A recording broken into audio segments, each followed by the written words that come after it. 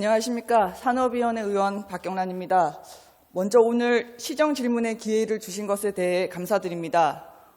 어느덧 민선 8기도 마지막 해에 이르렀습니다. 올해는 지방자치단체장을 주민이 직접 선출하는 민선지방자치 시대가 시작된 지 30년이 된 해입니다.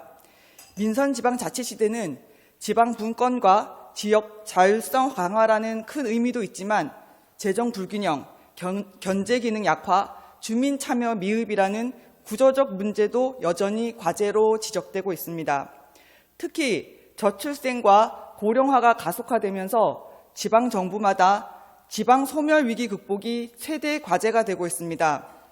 오늘 저는 지방 소멸 위기 속에 늘어나는 복지 부담과 일자리 확충 방안, 그리고 주민 자치 역량을 키우기 위한 주민 참여 예산과 관련해 질의하고자 합니다.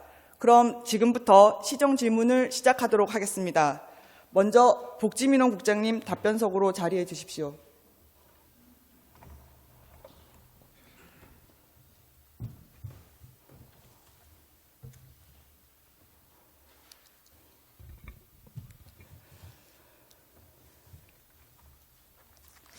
먼저 표를 한번 봐주십시오.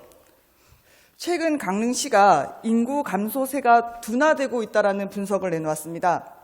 하지만 강릉시 인구 감소세는 계속 이어지고 있는데요. 제가 4년 단위로 인구 감소 추이를 분석해 봤습니다. 특히 최근 4년간 감소세가 확연합니다. 얼마 전 머물고 싶은 도시 전환과 관련해 언론에 보도된 것을 보았습니다.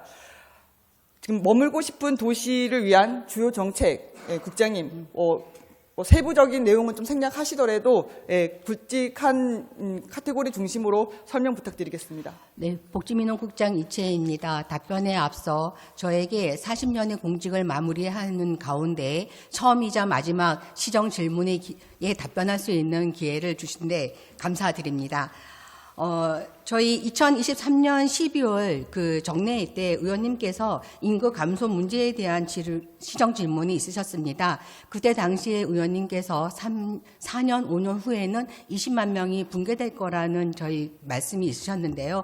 저희가 확연하게 그 외국인 등록을 포함해서 2023년도에는 21만 2,800명에서 지금 현재는 21만 675명으로 이제 감소세가 완화되고 있는 것은 확연합니다. 그렇지만 저희가 그 인구 늘리기에 대한 부분, 감소세에 대한 부분은 지속적으로 노력하고 있는 부분에 대해서 말씀을 드리면 그 당시에도 말씀드렸지만 경제도시 전환에 따른 정주의 인구에 대한 증가 방안으로서 저희 그 2023년도 민선 8기 제일경제도시 실현을 위한 전략 산업 육성에 대한 발전 계획을 수립했습니다. 이 책자에 의하면 우리가 산업을 양질의 일자리를 저희가 확보를 해야 하지만 떠나가는 생산 인력에 대한 감소세가 완화가 되고 그런 안정된 일자리로 인해서 많은 아이들도 많이 나고 우리 청년들이 그러니까 외부로 나가지 않는 그러한 순환이 정착이 될 거라는 것입니다. 그래서 저희가 이러한 이제 3대의 과제를 통해서 목표 달성을 하고 있었는데요. 항만철도, 그다음에 복합물류 중심 도시에 대한 도학을 저희가 충실히 했습니다. 어깨 한만 기능이 확대하고 광역 교통망을 확충 뿐만이 아니라 또 정동진 ICTC에 대한 부분들, 천연물 바이오 미래 산업에 대한 육성에도 상당한 성과가 있었습니다. 이러한 성과를 바탕으로 해서 저희 그 머물고 싶은 그런 강릉 도시로 도약을 할 거라고 저희는 생각하고 있습니다. 예, 먼저 국장님께 감사의 말씀을 드리고 싶은 건 오랫동안 강릉시가 여성 친화 도시로 강원 도내 최초로 지정이 되고 재지정까지 받고 한동안 그 3기 지정에서 계속 이렇게 지정이 유보됐었는데 그 부분에 대해서는 지속적으로 관심을 가지시고 신규 지정된 것에 대해서는 이제 그 노력에 감사의 말씀을 일단 전합니다. 저희 지금 우리가 인구 머물고 싶은 도시를 위해서는 또 다양한 사회적 지원 확대도 필요하고 또 말씀해 주신 대로 뭐 물류 및 광역 교통망 확충에도 뭐 노력을 하셨다라는 말씀을 해 주셨습니다. 하지만 우리가 지금 가지고 있는 부분은 일자리 수를 늘리는 만큼이나 지금 일자리의 질과 또 지속성 부분에 대해서는 뭐 지금 국장님께서는 지금 인구가족과가 그 복지민원국에 해당되다 보니까 오늘 이 질문에 대한 답변을 지금 해주고 계신데 이런 부분에 대해서는 좀 더 정책적으로 정교함과 세심함이 필요해 보인다라고 판단이 됩니다. 최근에 이제 강릉시가 그 통합돌봄 지원 사업을 확대하겠다라고 했습니다. 네. 예, 통합돌봄이라는 것이 시설 중심이 아니라 지역에서 삶을 유지하도록 돕는 맞춤형 돌봄 체계 이렇게 이해하고 있는데 맞습니까? 저희가 통합돌봄 그 지원법에 의해서 지금 저희가 사업을 추진하고 있는데요. 통합지원법이라는 것은 의료, 요양 등 지역 돌봄의 통합 지원에 대한 법률의 약칭입니다. 그래서 저희 그 정부 국정운영 5개년 계획에도 나와 있지만 지금 사는 곳에 누리는 통합돌봄이라고 과제에 노인, 장애인들의 시설에 대해서 시설에 가지 않고 내가 살고 있는 곳에서 통합돌봄 체계를 구축하고 살동공원에서 좋은 삶을 유지하는 그러한 정책이 되겠습니다. 예. 그럼 혹시 이 통합돌봄 지금 보면 뭐 노인, 장애인 등이 이제 내가 살고 있는 도시에서 존엄한 삶을 지속할 수 있도록 하기 위한 것이라고 하셨는데요. 이와 별도로 사실 뭐 복지라는 것이 뭐 사회적 약자들에게만 필요한 것은 아니지 않습니까? 네, 맞습니다. 이와 별도로 강릉시가 그 시민들의 생애 주기별 복지 정책도 같이 수립을 하고 있는지요? 생애 주기별 이제 복지 서비스에 대한 거는 기존에 지금 하고 있는 사업들 중에서 노인 장기 요양이라든가 맞춤 돌봄 서비스, 장애인 활동 지원, 가사 간병인 지원 사업, 일성 돌봄 서비스, 아이 돌봄 서비스, 다 함께 돌봄, 또 보건소의 그 방문 건강 관리 이러한 것은 총체적인 보편적 복지를 추진하고 있습니다. 네. 우리가 이제 고령화가 가속화되고 있고 또 1인 가구도 계속 증가하고 있기 때문에 무엇보다도 이제 우리가 병원과 시설 중심의 돌봄에는 한계가 있고요. 또 우리 모두들 가지고 있는 부분이지만 가족 돌봄의 부담도 커지고 있습니다. 우리가 이제 시민들이 존엄한 삶을 유지할 수 있도록 저는 이제 마을 돌봄 공동체 활성화에도 강릉시가 좀 적극적인 지원과 관심을 부탁드리고요. 또 이런 통합 돌봄을 통해서 돌봄 사각지대도 해소하고 또 의료비나 사회적 비용도 줄이고 또 이와 연계해서 지역 내 돌봄 일자리도 좀 만들어낼 수 있도록 좀 그런 이제 과정에 이 돌봄 통합 지원 사업이 역할을 해주기를 당부드리겠습니다.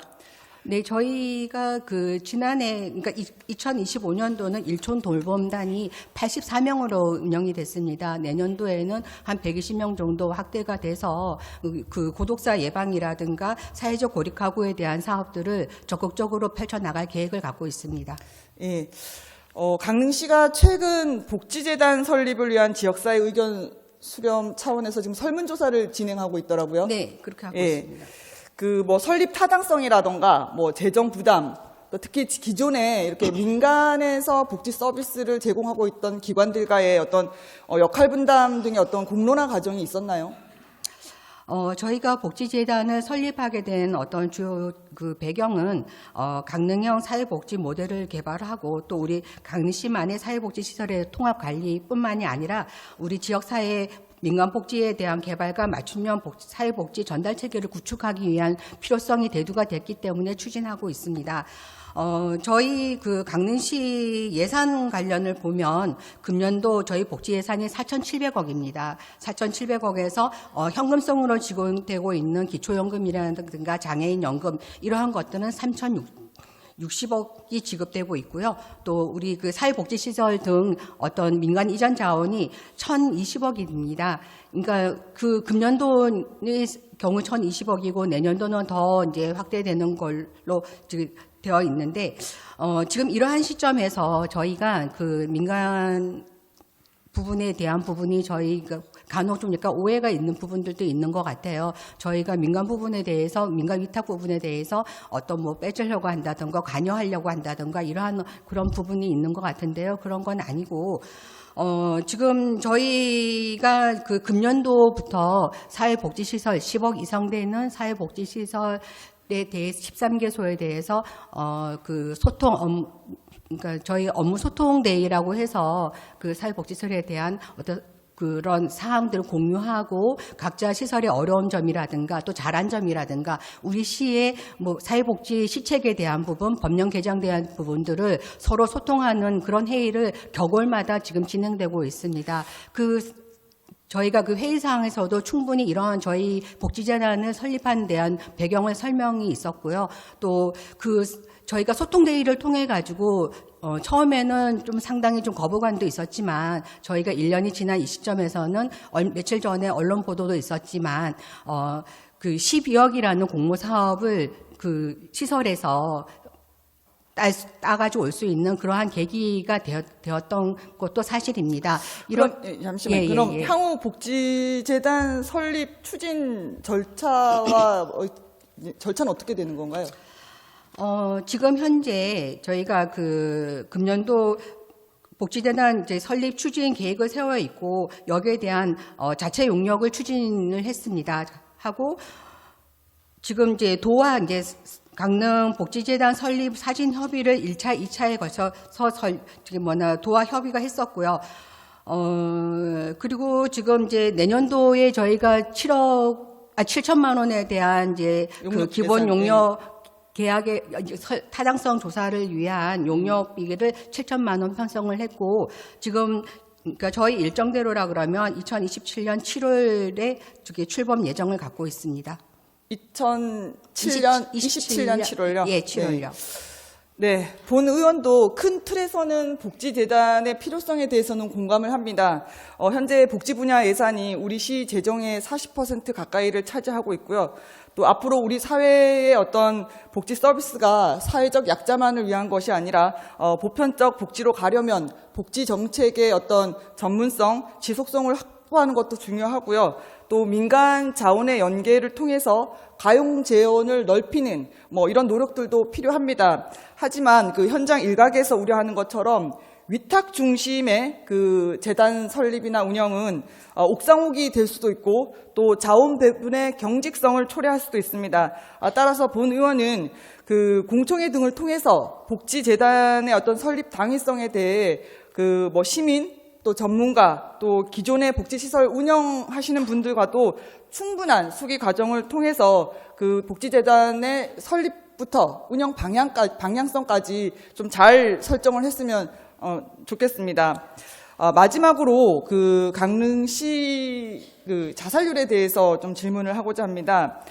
자살 예방 시행 계획은 사실 보건소 업무이기는 하지만 이 또한 그 복지와 또 시민들의 삶의 질과 관련이 있다라고 판단되기 때문에 국장님께 질의를 하도록 하겠습니다.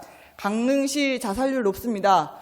특히 그 40대에서 60대 그리고 남성 자살률이 위험한 수준인데요. 지금 여기 자살 예방 관련돼서는 행정에서 어떤 노력을 기울이고 있나요? 저희가 매년 강릉시 자살 예방 시행 계획을 수립하고 있습니다. 이 계획에는 자살 관련된 현황과 예방 사업을 기반으로 한 추진 방향 전략을 담고 있는데요. 저희가 맞춤형 자살 예방을 필요로 하는 어떤 취업 프로그램에 참여하는 대상을 통해서 자살 예방 교육도 하고 선별 검사도 하고 있습니다. 그리고 읍면동별로 그 자살률이 높은 읍면동에서는 생명 안심마을을 지정을 해서 읍면동 중심으로 한 이통장 생명 지킴이 활동도 하고 있습니다. 이뿐만이 아니라 저희 그 고독사 예방에 대한 부분들도 안부 확인 서비스를 통해서 저희가 연간 한 3,200명 정도 대상을 선정을 해서 강릉 살림이 앱을 통한 확인뿐만 아니라 돌봄 플러스 또 안부 확인 우유 배달 또 일촌 동분당을 통한 방문 금년도 공모사업으로 행안부 공모사업으로 이루어졌던 안부 살핌 우편 서비스 등 다양한 활동을 펼치고 있습니다. 예, 그럼 표를 좀 함께 봐주십시오. 표를 보시면 왼쪽은 연령대별 1인 가구 수를 성별로 비교한 것이고요. 오른쪽은 2019년부터 2023년까지 5년간 자살 사망 발생 추세를 전국과 강원특별자치도와 대비한 표입니다. 50대의 경우 감소되어 있는 것으로 있지만 전체적인 연령대에서 사망자 수가 가장 많습니다. 아무리 우리가 살기 좋은 도시, 머물고 싶은 도시를 표방한다 하더라도 이 자살 문제, 이 수치를 해소하지 않으면 의미가 없다라고 생각이 됩니다. 자살 예방을 위한 정교한 정책도 마련해 주시기를 당부드리겠습니다. 복지국장님 자리로 돌아가셔도 되겠습니다. 네, 감사합니다. 네. 다음은 경제환경국장님 답변석에 자리해 주십시오.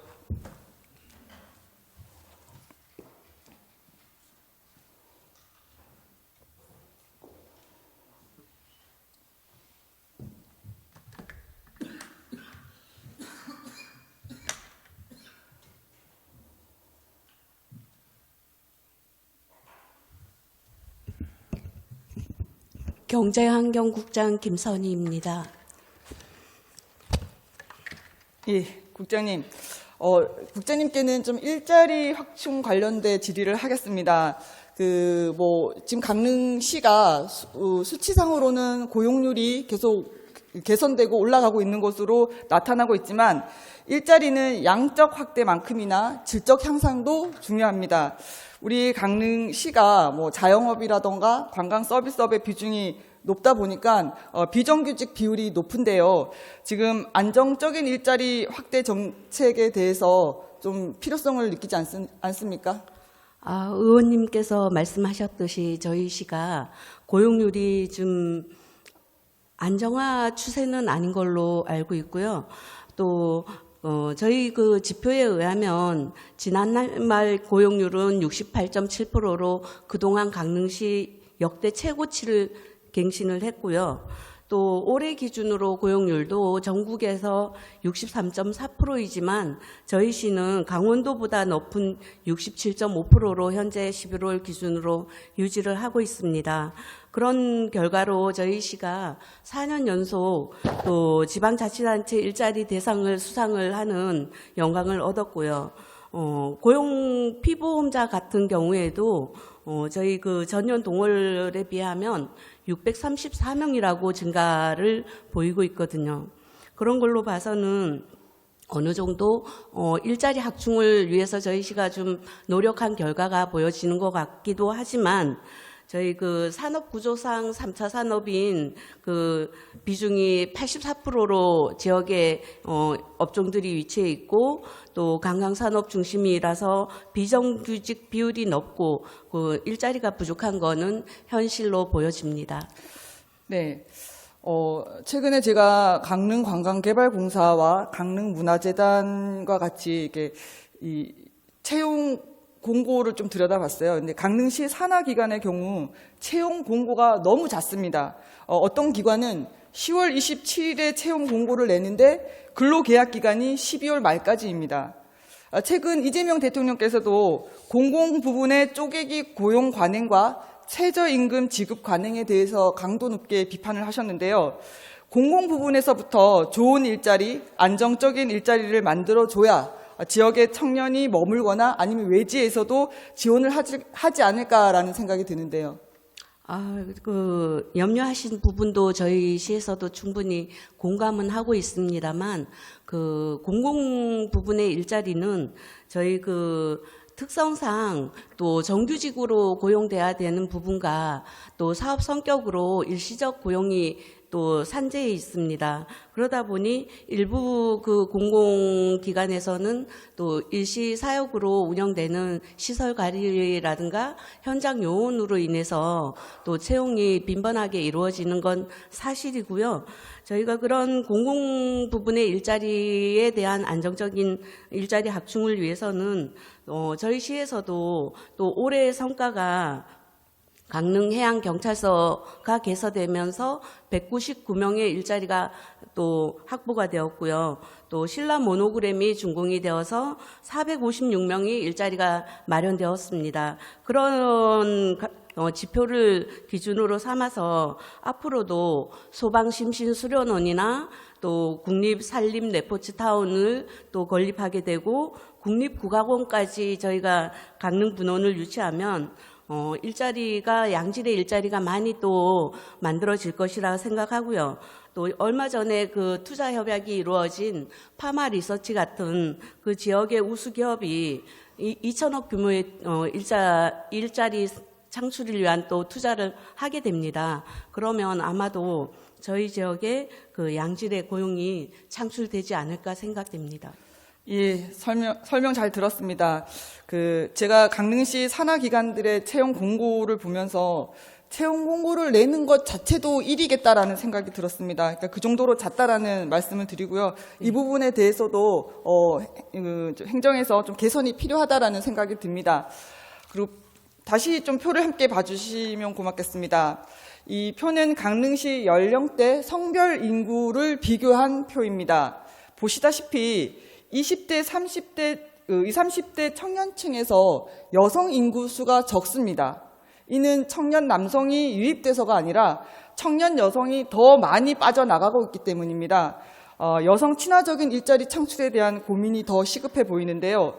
제조업이나 건설업과 같은 남성 비중이 높은 일자리도 중요하지만 공공, 민간 영역에서 행정, 복지, 교육, 문화, 콘텐츠 관련 분야에서도 양질의 일자리 확대에 고민을 좀 해주셨으면 좋겠습니다. 특히 청년 일자리 정책은 안정적인 정주와 또 장기적인 경력 형성을 지원할 수 있는 방향으로 또 정책 보완을 해주셨으면 고맙겠습니다.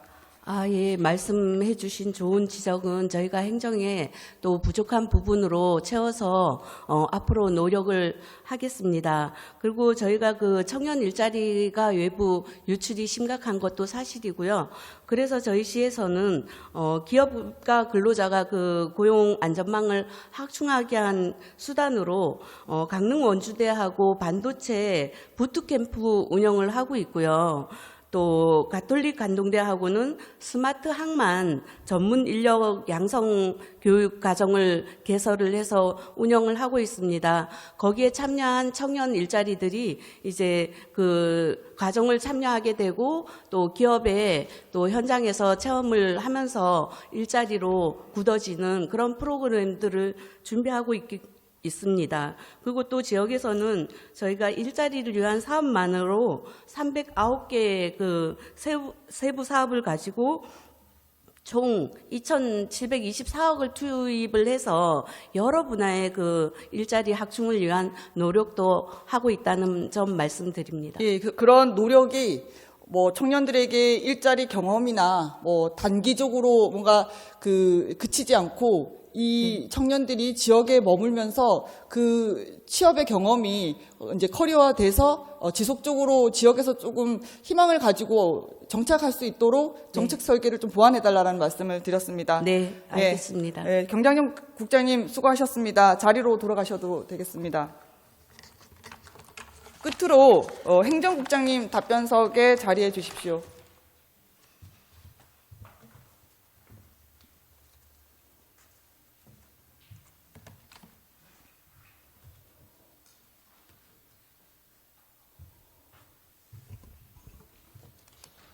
행정국장 김동일입니다. 예, 본 의원은 지난해 10분 자유발언을 통해서 주민참여 예산제 활성화와 확대 방안에 대해 제안을 했습니다. 집행기관에서도 관심을 가져주셔서 시민 제안 건수도 또 예산 규모도 크게 늘어난 것으로 알고 있습니다. 국장님, 지난해와 올해 주민참여 예산 운영 성과 그리고 또 문제점은 어떤 것들이 있었는지 좀 설명 부탁드리겠습니다. 사실 주민참여 예산제는 2011년도 조례가 제정되면서부터 시작을 됐는데 기존에는 예산 반영 건수는 10건 이내고 금액도 10억 이내에서 추진되어 왔습니다. 올해부터는 이제 의원님께서 제안해 주신 사항을 시에서 반영을 해가지고 지금 올해 같은 경우에 118건을 이제 사업을 추진하고 금액은 50억 이상을 반영하였습니다. 그리고 내년 같은 경우에도 총 사업 제한 건수도 100건 이상이 되고 금액은 49억 5,500만 원의 규모에서 사업을 추진하고 있는 성과를 보이고 있습니다. 네, 주민참여 예산이 양쪽으로는 늘었는데 또 내용적으로 보면 아직 개선이 필요한 것 같습니다. 혹시 그 개선 방안에 대해서도 지금 뭐 보완되는 것들이 있나요? 사업 추진 초기에는 뭐 다 그렇습니다만 저희들이 참여위원들로부터 적극적인 이제 설문조사를 받아가지고 조사를 해봤는데 대부분 위원들이 제일 많이 말씀하시는 거는 운영 시간, 이제 공모나 심의 기간이 좀 부족하다는 부분하고 교육 및 홍보가 좀 확대되었으면 좋겠다 하는 부분하고 사업비를 좀 많이 늘려달라는 그런 의견이 가장 많았습니다. 그런 의견을 반영해가지고 내년부터는 이제 우수 사업에 대한 적극적인 추진을 위해서 인센티브를 1억 5천만 원 규모를 부여해가지고 사업에 좀 적극적인 추진을 좀 기대를 해보고 특색 있는 사업 같은 경우도 발굴을 해서 널리 알릴 예정입니다. 그리고 사업의 단위 규모를 2억까지를 제한을 했었는데 그 범위를 3억까지 늘려가지고 사업을 좀 규모 있게 좀 추진할 계획이고, 그리고 참여위원들의 교육 부분도 지금 제일 어려워하시는 부분이 이제 사업 제안서 작성 부분입니다. 저희 지금 뭐 여러 가지 부분에서 같이 활용을 하고 있지만 AI 전문 강사를 이제 참여시켜가지고 이제 교육할 때 반영해가지고 위원분들의 어려움을 좀 해소시켜드릴 계획으로 추진하고 있습니다. 예, 설명 감사드립니다. 제가 지난해 자유발언에서도 말씀을 드렸지만 자치 역량은 하루아침에 길러지는 것이 아닙니다. 그러니까 꾸준한 학습과 토론, 또 협의 과정을 반복하면서 키워나갈 수 있고요. 또 주민들과 함께 고민하고 다양한 공론의 장을 통해서 주민 자치 역량을 키우는데 그 주민 참여 예산이 조금이나마 역할을 할 수 있도록 지속적으로 관심을 가져주시기를 부탁드리겠습니다. 행정국장님 자리로 돌아가셔도 됩니다. 네.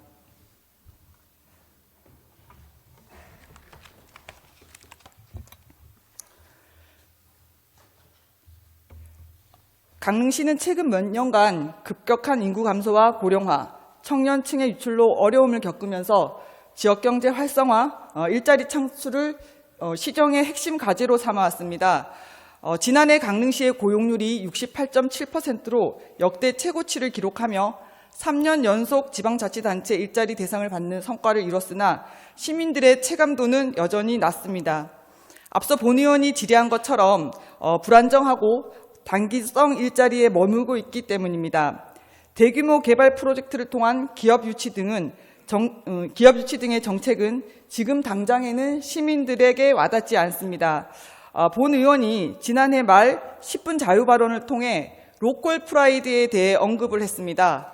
로컬 프라이드는 지역의 가치와 자부심을 강조하는 말로 로컬 프라이드가 높은 도시는 주민 개개인의 일상이 존중받고 또 모두에게 일할 자리와 성장의 기회가 있는 도시, 또 행정이 무엇을 해주는 도시가 아니라 주민이 함께 만드는 도시라고 생각이 됩니다. 반대로 로컬 프라이드가 무너지면 여긴 어쩔 수 없다라는 체념과 함께 정치, 행정에 대한 무관심과 불신이 커지고 도시의 활기와 역동성은 떨어질 수밖에 없습니다. 이상 시정 질문을 마치겠습니다. 감사합니다.